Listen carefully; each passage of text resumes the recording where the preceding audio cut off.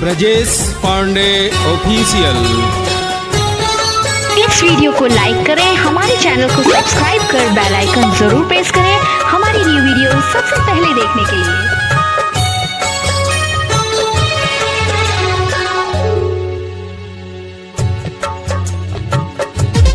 देखिए भैया, बोलबम जाए खातिर एक पत्नी अपने पतिदेव से का कहतरी, कौना भाव में कहतरी, आई सुनी जा सबे।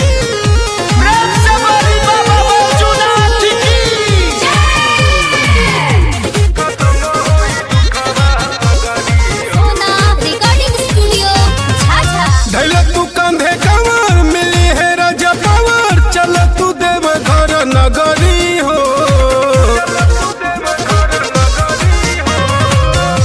तू कंधे कमर मिली है राजा पावर, चल तू देव घर नगरी हो। बाबा के पास बन जोही बह खत्म होई दुखवा सगरी हो। बाबा के पास बन जोही बह खत्म होई दुखवा सगरी हो।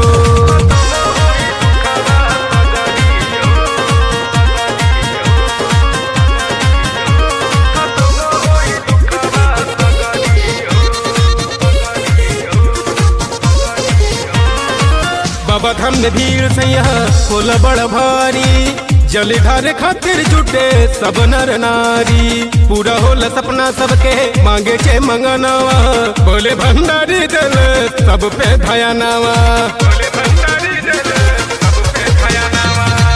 बाबा धाम में भीड़ सैया होला बड़ भारी, जलधार खातिर जुटे सब नर नारी। पूरा होला सपना सबके मांगे के मंगनवा, बोले भंडारी दल सब पे धयानावा। बलबम बोल चला सैया हो डोल चला, धीरे धीरे तू डगरी हो। बाबा के पास बन जोही बह खत्म होई दुखवा सगरी हो।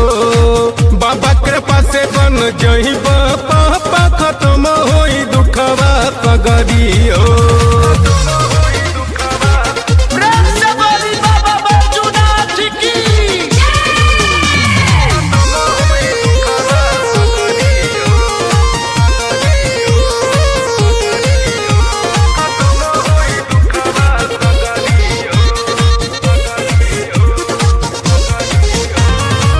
सबके हुए के साथ है जाले हो कंवरिया, राइटर राजेश सोनू धैले बाड़े गड़िया।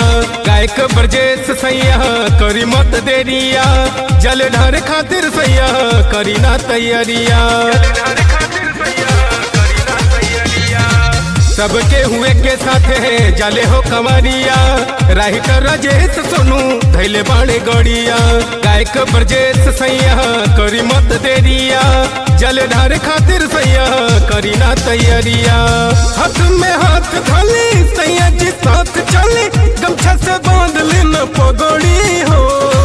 बाबा के पास बन जोही बह खत्म होई दुखवा सगरी हो।